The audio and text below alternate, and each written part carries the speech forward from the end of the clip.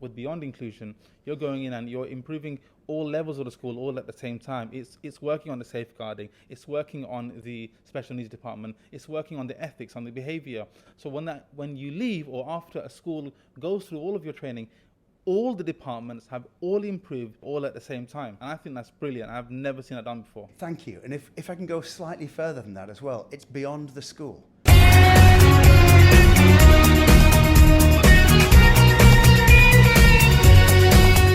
Today we're here with Dr. Martin Bloomfield, a specialist in neurodiversity, Victoria Raynor, a safeguarding expert, and Sandra Tibbles, a leadership and special educational needs specialist. I'm both excited and honoured to announce that these giants of inclusion have decided to launch a company called Beyond Inclusion, which focuses on dealing with safeguarding, mental health, neurodiversity, behaviour, and ethics in education. I wanted to ask a few questions about what caused them to come together like this. And so I'm going to ask you to jump in anytime. But my first question, which you can throw around, is what inspired you to launch an educational company focusing on such critical topics like safeguarding, mental health, neurodiversity, behaviour, and ethics? So who wants to start? One of the things that I noticed is that much of the talk about neurodiversity is talk about what's wrong with people. It's talk about a deficits-based approach to neurodiversity. And what's really important is that we start looking as a positive way at this subject. We start looking at a neurodivergence and neurodiversity as from a strengths-based approach. At the same time, with ethics, what we'll notice is that often there are ethical conflicts, and the only resource that people have to deal with these ethical conflicts are, for instance, an ethical policy. But unless you're actually engaged with the ethics behind that policy, it's really difficult to sort out a conflict where actually the policy doesn't deal with it. You have to deal with it on a personal level. And so it's really useful to help people understand what they mean when they talk about ethics. We've fallen into a trap of looking at things in silos. So we'll have people very in charge of safeguarding, and they will be looking after safeguarding within their own department, and then we have SEND, and then we have academic outcomes, we have pedagogy, and I think that part of our driver around putting Beyond Inclusion together was drawing together the golden threads of all of those things, and making sure that there was no child left behind if they didn't fit into one of those silos. My work with schools really identifies that there's some really good practice in different areas of the school, but often things are missed because there might be really good practice in one area, but actually it's not been identified by another area, and sometimes we miss the key piece of the puzzle for a young person in order to remove the barrier to learning. And I think then with that combined approach, then we can be really inclusive. And a lot of my work, I get described as a special educational needs specialist, but actually I believe I'm really about inclusion, because what it is sometimes just putting things together that are inclusive mean that everyone can then benefit.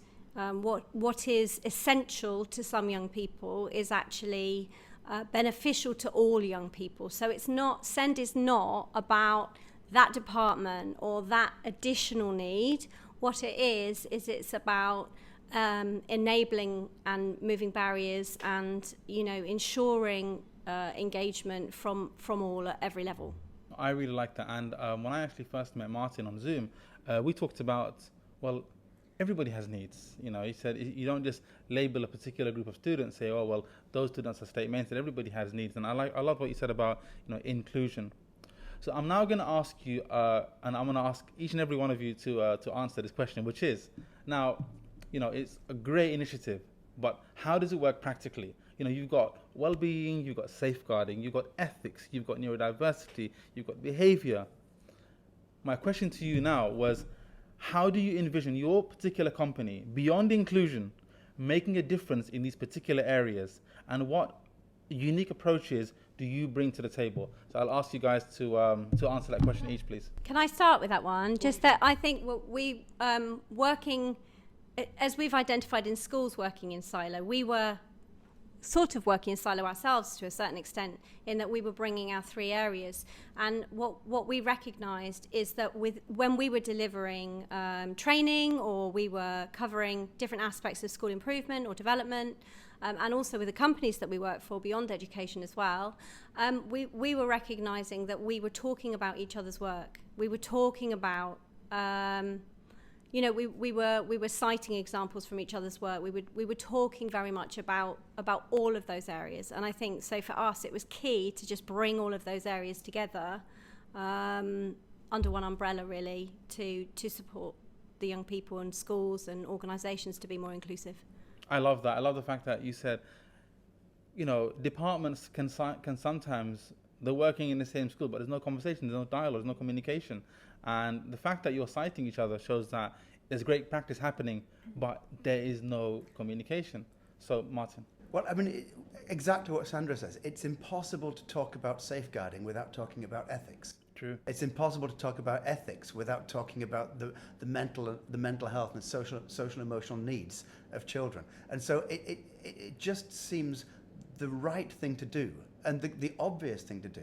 Because when I work with Sandra and when I work with Vic, I learn from Sandra and I learn from Vic. And hopefully they learn from me when they work with me as well. And so what we're doing is we're becoming more than the sum of our parts. I think for me, our unique approach is around, we really want to get to know the schools and the organisations that we're working with. We don't have a one-size-fits-all. You won't find Beyond Inclusion selling you a product that is going to fit your school in the same way that it's going to fit everybody else's school. We want to work to develop whole school, unique, bespoke programmes, and work that through from a baseline evaluation, but working alongside staff, so staff don't feel done to, staff don't feel like we are people that are going to come in and tell you how to do it. We really want to work together with organisations to identify strengths in their own practice and be able to build on those strengths, and also be able to identify where some of those gaps are, and help organisations recognise where they need to add extra resource. So really, for me, Beyond Inclusion is about working in a way that is sustainable moving forward. So we really hope to have a really big community of Beyond Inclusion believers and people that we've worked with, so we can support each other, and also we can have the community support each other as well. Yeah, I mean, I think it's really important with all of the organisations that we work with that we are trying to embed the same thing that we would do for students, which is that intrinsic motivation for change, and also just develop efficacy in staff so that they feel they own the improvement process. It's not that we've come in and we've taught them something and or whatever, but it's more about actually we work alongside and we mentor and we coach and we develop. I think that's probably a style or an approach that we would take. And in doing that, we build communities of practice. And when we build communities of practice, one of the things that I've noticed is I learn from the people that I work with. So I don't just go in there and tell them things. I go in there and I learn, and these things that I learn, I can then pass on to others, and then I can learn. And these communities of practice, this network of knowledge, this builds. Can I just add about the communities of practice? I think one of the things that is really good, because we get to, we're lucky that we get to work in lots of different places in the world. I think we also are learning constantly about context, but also we're learning about different approaches, and it's we're in a privileged position, but we're then able to share that, and I think that that's really, really important. I'm now going to talk to you about a topic that I'm very passionate about, which is technology.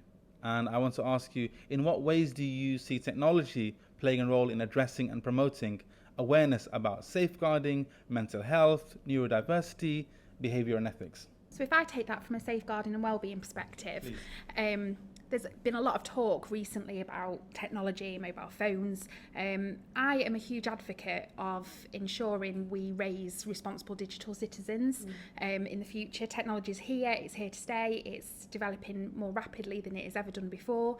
And I think from a Beyond Inclusion perspective, we want to stay one step ahead of that. We want to keep our eye on the landscape, so we're able to respond to things like AI, deep fakes, and how that has impacts on safeguarding policies in school, out of school, and these will undoubtedly have an impact on mental health and wellbeing. So certainly from my perspective and my role within Beyond Inclusion, it's about being really forward thinking about what might be coming over the hill, and trying to take some of the fear away, because we can't just get rid of technology, because it's the safest thing to do is to not let children have it. So we need to think about the way in which we raise our responsible digital citizens, and working with other partners as well, because I think that one of the things that we will do as an organisation is that we're very outward looking. We collaborate with some great people in the technology field, so we will definitely be working with people who are able to support our values and our beliefs, and how we can get that learning about technology and what's coming in the future into schools, and support our staff in schools with that. And if I can say, from what Vic said, I mean, it's very important. The great educational philosopher John Dewey once said that if we teach our children, or if we teach today's children for our yesterdays, we rob them of their tomorrow. And this is a really important point, that so many people are frightened of technology, so many people are frightened of mobile phones. And as Vic said, we shouldn't be removing them. We should be teaching people how to use it responsibly. And teachers should be able to know that.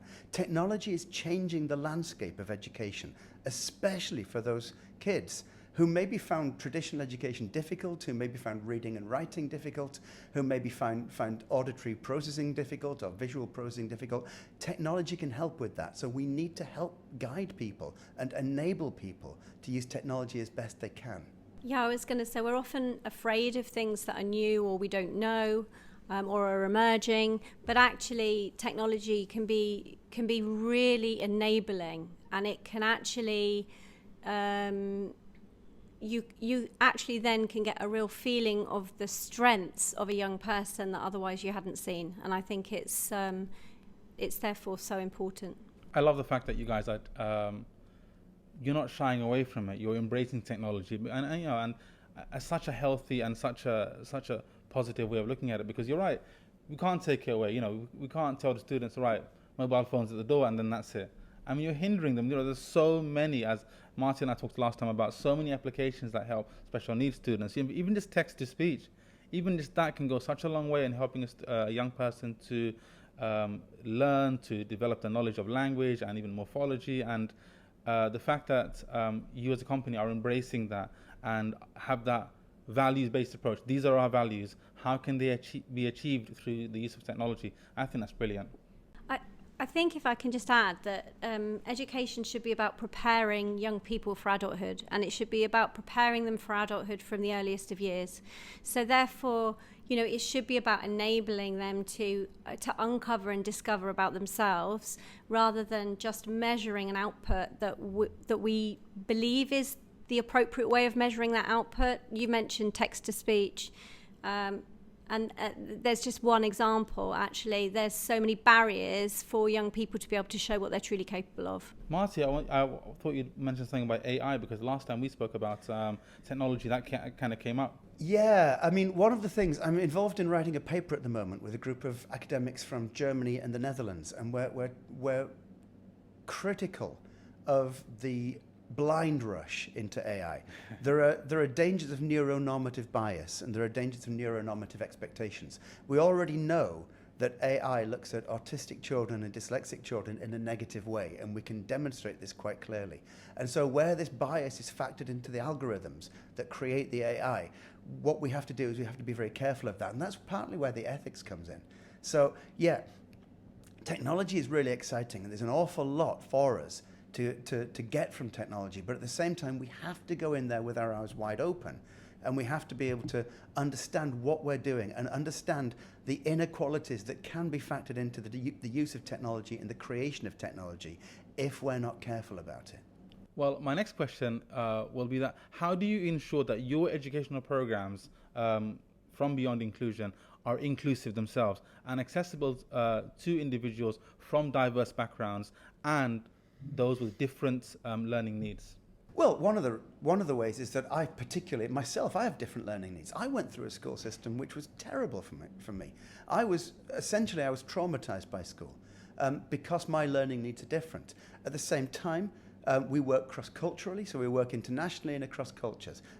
When we say cross-culture, we don't just mean internationally, we mean cultures within countries as well. So we work cross-culturally, we work internationally, and we all have experience of the traumatic nature of education.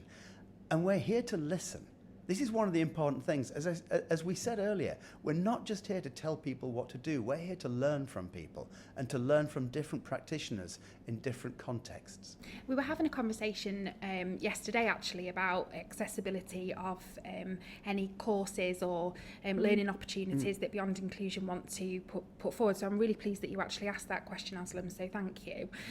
But from a very practical perspective, you know, anything that we put online, we would like to have closed captions to make sure people are able to access that in that way. We'd like to move forward and partner with some organisations who are able to produce some signing for anything that we do, and obviously as we move forward, you know, we hope that our accessibility becomes even wider, such as Braille and, you know, various other accessibility measures as well. So I think we're very, very open and aware of the things that we would like to do, but what we would really actually like to do is consult with the people who will be accessing our courses and make sure that what we're offering is what they require, rather than us assuming that what we're offering is what they want.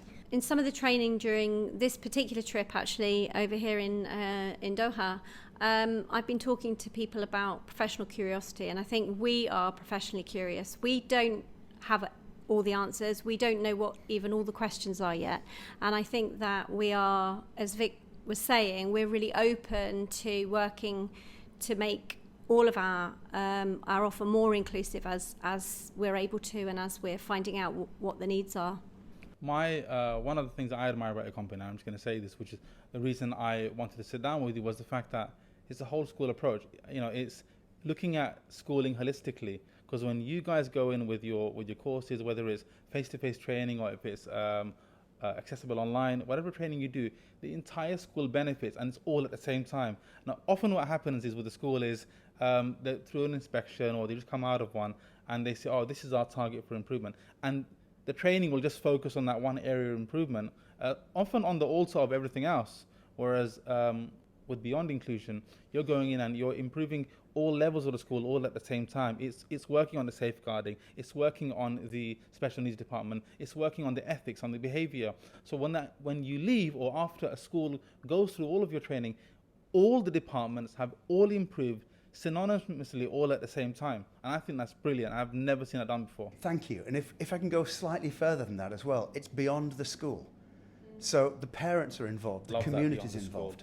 So yes, we like to take a whole school approach, but we don't stop at the walls of the school. We don't stop at the school gates. It's really important. And we spoke about recently, what does inclusion look like after school, you know, in the recruitment and in the employment. So the very fact that you have this drive to, it doesn't stop at the school gates, you know, suddenly a student no longer has needs after they've left. Suddenly safeguard is no longer an issue. Of course it's an issue. It continues to be an issue in recruitment, continues to be an issue in the world of employment as well. So why should that conversation stop there? And I think the fact that you guys are focusing on that, and that's one of your values, I think that's brilliant. Context is really important to us as an organisation, and I go back to the point that I made earlier about how each school will be approached with fresh eyes, and it's really important that we work with a school to maintain their individuality and to maintain a sense of who they are, and in order for us to do that, we need to understand the context of the community. So contextual safeguarding is a hugely important thing that we talk about. So for us to not take inclusion to a contextual level would be really remiss of us. So I think that some of the work that we've done in some of the countries that we've been in is to reach out, and we've had really, really good contact with parents who have come in and been really, really open to advice and asking us questions. And hopefully what we can do is help bridge that gap between the school and the parents as well, because we're external and we can help facilitate some of those question and answer sessions as well. I think it's fantastic that you're taking context into question and into consideration rather, because safeguarding will, you know, that's a very important factor. When I was safeguarding lead in the UK, it's very different to the training I received when I came on the international field. It's a completely different conversation, and it's not, you know, often safeguarding might be well, what's your school's policy on it? What training have you had? But the community isn't taken into consideration, but it really should, because they're part of that conversation, and the fact that Beyond Inclusion are doing that, I think that's really commendable. And I think from a safeguarding perspective, Beyond Inclusion is very important. So we've delivered some training out here in Doha around level 3 safeguarding DSL training, and we really want to push people beyond that compliancy aspect. We want to push them into building culture. So in the UK we have frameworks around child protection, around what happens if we have concerns about a child, where we can put referrals together and we can request some early help, or we can request some assessments if it reaches that level. Here we don't have those frameworks, so what we have to do is we have to work with schools to be ultra sustainable and be really creative in how they support children. So the training that we've delivered has been really insightful, and as much as I hope that I've given some knowledge and skills around safeguarding, the contextual information that I'll take away has been absolutely priceless as well. But what I will say with schools in international settings where we don't have that safeguarding framework externally, the work that they do to creatively build a culture of safety within their schools, I think that there is some practice that we can actually take back to the UK, and we can actually share that across globally. So we're really excited to connect people as well. My next question relates to actually any success stories you've had or impactful outcomes resulting from Beyond Inclusion's work. I think one of the things that I often identify when I go into schools and I audit or I visit is I ask a lot of questions, and I ask them not from a place of judgment. I ask them as a professional partner, or because I'm curious, but because actually those questions lead to more questions, and that's really interesting, because often I'm brought in for one thing and then it becomes about something else or something. And I think what I really like is that we're able to connect some of the dots for schools or organisations that they haven't perhaps seen were there. And kind of one of the key things I want to talk about is just that sense of establishing belonging within an organisation in a school, and how powerful that is, and how that spans all of our areas of expertise. Is that if you can establish an environment where young people feel they belong, that they don't need to have to change in order to belong, because they can be their authentic selves, then that certainly removes barriers. It improves engagement, and it leads to results for schools. And it's lovely when you see that kind of light bulb moment, or that, and it's not something that we've said, oh look, this is how it happens. It's that you help people to come to that realization through their own work, because their practice is really positive, but you're just connecting it for them. One of the brightest moments in our lives, and for me, for Vic, for Sandra, one of the brightest moments is when people come to us and say, we've used what you've talked about. We've adapted what we do in the way, and then it's worked, and people are happier. It's less overwhelming. It's less dysregulating. We've got happier, more inclusive education system. This is really, really what we do this for.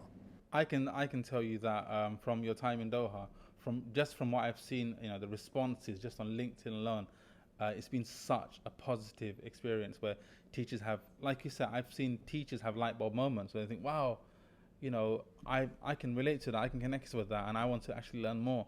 And so, your time in Doha has been really valued. And I was saying to a colleague that it's like, you've got 3 educational superstars that are in Doha at the same time. And the shame is that you can't go to all the sessions at the same time, because they're happening concurrently. Okay, that's the shame, because you want to be in all places all at the same time, because the sessions are so fantastic, and the feedback, I've only seen glimpses, is fantastic. And the teachers are, they've said, well, 3 hours isn't enough. So I can tell on a very general level that your time here has been really valued, and I think I speak for everybody who's attended the courses. They wish they were all, everywhere all at once. What's that movie? Yeah. Thank you. That really means a lot. Thank you. Yeah. Okay, my next question relates to, so how do you measure the effectiveness of your programs in terms of promoting positive change and awareness of safeguarding mental health, neurodiversity, behaviour and ethics? I think our success is measured with these success criteria that the schools actually set themselves. So we're not going in with a set of KPIs or a set of metrics that we want to kind of tick against. What we want to do is we want to work with schools to evaluate where their areas of improvement are and what does success look like for them. So success for us is when a school can say, actually, we've met our vision and we are sustaining that vision. And actually, in order to get to the next step, let's talk about where we are and what we need to do to get that. So really, from a beyond inclusion perspective, we're not a one-size-fits-all. We are bespoke and we want to work with schools to help schools reach their vision, because inclusion is going to look different wherever we go. I was talking to Leo Thompson and he said that's the similar approach that the CIS take, which is as evaluators, where do you want to be as a school, right? That's the conversation. How can we get there together? Yeah. It's not about, it's what's your, there's shared criteria, but it's more about where do you want to be. And I love the fact that I can't wait for you to go back into a school that you worked with 6 months, a year later. Yeah. Right, let's see where we are, shall we? And I can guarantee you that they're going to be like, we can't wait to show you all the fantastic things we put into place following on from your session. This is really interesting because, as we've just said, success has a currency. There's always a currency of success, and there's lots of different currencies around the world. And so there's not just one currency per organization. Success means different things. But when you go into an organization and you see the success that they've had, you may find they've now switched and they want something else. You may find that we've now discovered something else that we can develop together. And so it's an ongoing organic process. And it's about professional dialogue. It's about professional dialogue. It's about listening as much as it's about delivering. And it's not about placing judgment. It's about hearing and supporting and enabling. And connecting as well. So what we've got a real vision of being able to work with a number of different schools and organisations globally. And actually, if we see things that are very similar, we want to connect those people so we can work through those things together.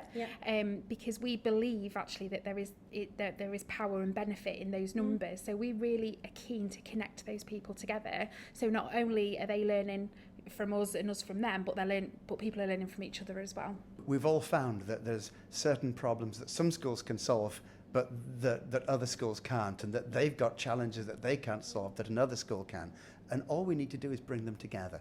On that note of connecting, I'm going to give a little shout out to someone who we all know, which is Myford, who's brought us, we are having this conversation because of ILM-Connect, Word of Connect, because she's managed to connect all of us. And it's very unique because I've been in Qatar for 10 years. Nothing like this has ever been done before, where educators are brought together. And that concept of, we all share this idea that individually we're great, but together, if we're connected, having conversations and dialogue, then it's brilliant. So I would really urge the viewers to check out ILM-Connect because, they're doing fantastic work.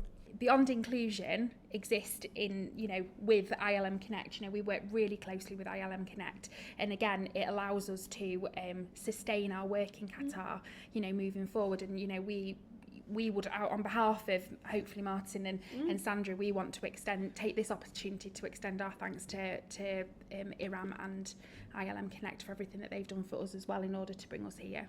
I'm going to ask two final questions, which is one. Now, I'm only going to give you about a minute to speak because otherwise the answers will be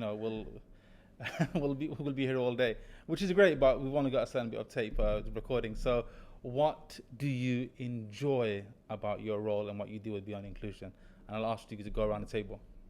I enjoy seeing young people engage in education, re-engage sometimes in education, and that path to success. And I enjoy those moments where someone comes up to me and says, actually, you just made me think slightly differently about something. Sometimes it's just planting a seed or just making someone feel a slightly different way about things, because I think often you don't remember what someone has delivered in training that they've said to you, but my goodness, do you remember the way someone in training made you feel in that moment? And that, for me, I think that's key to why I love what I do, and I feel really privileged to do what I do, actually, by the way. It's a real privilege going to visit schools. It's a real privilege meeting lots of educators and professionals, and it's a real opportunity to for self growth and learning as well. Well, I can echo everything that Sandra says, but I particularly enjoy working with school leaders to empower them to look at strategy in a different way, because if we always do what we've always done, we'll always get what we've always got. So I really enjoy working on leaders who want to make that change and help them make those changes in a way that feels safe, and but helping them recognise the journey and not just focus on the destination. So I think that that's really important as well, because with the work that we're doing, we know that it isn't overnight work, and we know that it's not work that's going to have an impact within a week or maybe 2 weeks or a month or a half term, but we know that there's going to be incremental changes that is going to benefit, you know, everybody across the school community by having inclusion as a focus. I absolutely believe that safeguarding well-being and mental health is the driver that will push children and their families in the community into better places. If I would be a social worker or a police officer if I believed that it was just about the safety aspect of it, but I believe that children who are happy and children who are looked after and children who are safe are children who learn better. And working with Sandra and with Martin to understand the other implications on learning and curriculum means that we have that real holistic approach. So, you know, really my why of Beyond Inclusion is being able to bring those threads together for something really special and really unique. That's beautiful, actually. Yeah, That is beautiful. I wish I could top that. Martin, good luck. So I think the thing that makes me happy, the thing that makes me smile, the thing that I find fulfilling about this is helping others, and myself, by the way, helping all of us see the perspectives that others have, see the way that other people engage with things. So people engage with learning differently. People engage with other people differently. People engage with each other's actions differently. We interpret our actions differently. We interpret what learning means differently. And to be able to help all of us open up our minds and open up what it means to be able to connect with other people. So when I see teachers understanding what other teachers mean, or when I see teachers understanding what other students mean, by the same, essentially by what you might call the same practice from different perspectives, then that brings people together. It allows one person to suddenly understand somebody else, and when they understand each other, they can work better together and they can have a more fulfilling life together. And that's really what fulfills me from the work we do. And I think the why that comes from that is, and I know this sounds like a really cheesy thing, but I just want to make the world a better place. You know, I mean, I know it's cheesy, but I want to make the world a better place. And I know what it feels like to feel excluded. And I don't want that to happen to anybody. I'm going to say my why now because I feel a bit like I should, which is, and what do I enjoy this? Apart from my role as a teacher, getting teachers and giving educators just a platform to say their whys and to say what they do has been phenomenal. Yeah. And my podcast with you, all of my students watched it, and there were students in the UK that watched it, and they commented. They said, and they came in. They go, "So we watched the podcast. We had no idea that you're terrified of maths." I said, "Yeah, I told you this." To go, "Yeah, but," and you talked about anxiety. We thought that only us young people felt that. I said, "No, teachers feel it too," and just seeing that reaction in the young people and then in the teachers. I watched the podcast. That was so good because I'd never thought about that. I'd never thought about making connections. I never thought about. You got me to look up what neurodiversity is, and all these conversations have. Well, it's been an honor for me to get teachers talking about and to have all the brilliant work that educators are doing, yourselves and everyone else has been on this podcast. To see the reactions among young people and among teachers has been phenomenal. And you asked me why did I set this up, and I was sorting this all out. I said because I really, really want the work that you're doing to be put out there. I want everybody to know, and all the schools that genuinely, and we talked about sincerity yesterday, the idea of sincerity. All the schools that sincerely want to improve, sincerely want to improve the well-being, the safeguarding, the special needs departments, to really take heed and to pay attention to beyond inclusion, and to reach out to you and say, right, these are our values, these are our goals, how can we improve? And thank you as Yeah, well thank you. for giving us this opportunity. And what you do is really important when we're talking about connection. So we've talked about connection in lots of different ways, and I think you absolutely embody what it is that we're trying to say around important connecting people using technology. So thank you for that. The final thing I'd like to ask you is final words. Final words. What's the last thing you'd like to say on this podcast before we wrap up, Martin? I'd just like to say thank you. I'd like to say thank you to all the schools in Doha who've welcomed us. I'd like to say thank you to IRAM, MIFED and ILM. I'd like to say thank you to basically to the, again, it sounds cheesy, but the beautiful people, because they've been absolutely lovely. They're really keen and they've been so welcoming, and I feel so honoured to be here. I just echo everything Martin says, because we're so grateful to have so many people supporting us already. And I'd just like to say I'm really looking forward to coming back next year and being able to come back and bring people that we've worked with us to be able to tell you what the impact is that Beyond Inclusion has had on their organisations. And we hope that we're able to work with lots of people in lots of different places and be able to connect those people together. So we hope that we'll be invited back next year.